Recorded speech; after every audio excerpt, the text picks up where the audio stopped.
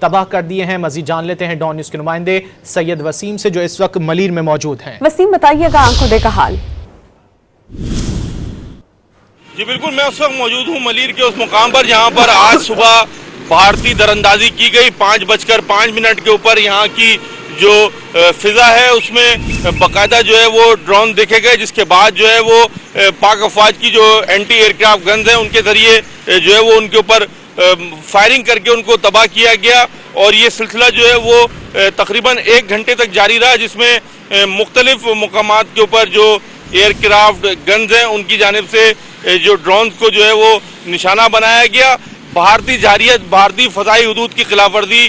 کا سلسلہ جو ہے وہ گزشتہ روز بھی جو ہے وہ 70 سے زائد ڈرون جو ہے وہ پاکستان کے مختلف مقامات پر بھیجے گئے، اور ان کو جو ہے وہ پاک افواج نے انتہائی مہارت کے ساتھ جو ہے وہ تباہ کیا، اور مختلف مقامات پر جو ہے ان کی تفصیلات بھی جاری کی گئی ہیں، کہاں پر کتنے ڈرون جو ہیں وہ گرائے گئے ہیں۔ بھارت کی جانب سے جو ہے وہ یہ جارحیت کا جو سلسلہ ہے گزشتہ کئی روز سے جاری ہے، جس کے بعد جو ہے وہ یہ دیکھنے میں آیا ہے کہ آج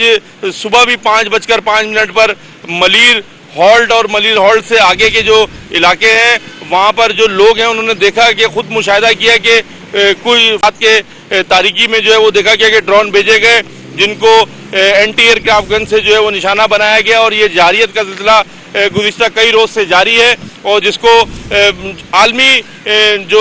قوتیں ہیں وہ بھی دیکھ رہی ہیں کہ بھارت کی جانب سے جو ہے وہ اس طریقے سے دراندازی مسلسل کی جا رہی ہے۔ بھارتی جارحیت جو ہے وہ سب کے سامنے عیاں ہو چکی ہے۔ اس بھارتی جارحیت کو روکنے کے لیے جو ہے پاکستان رسپونڈ کر رہا ہے۔ پاکستان کی جانب سے جو ہے وہ جتنے ڈرون بھیجے گئے ہیں، اس کے علاوہ جو میزائل بھیجے گئے ان کو بھی جو ہے وہ انٹرسیپٹ کیا گیا، اور جو ملیر کے عوام ہے ہم نے دیکھا کہ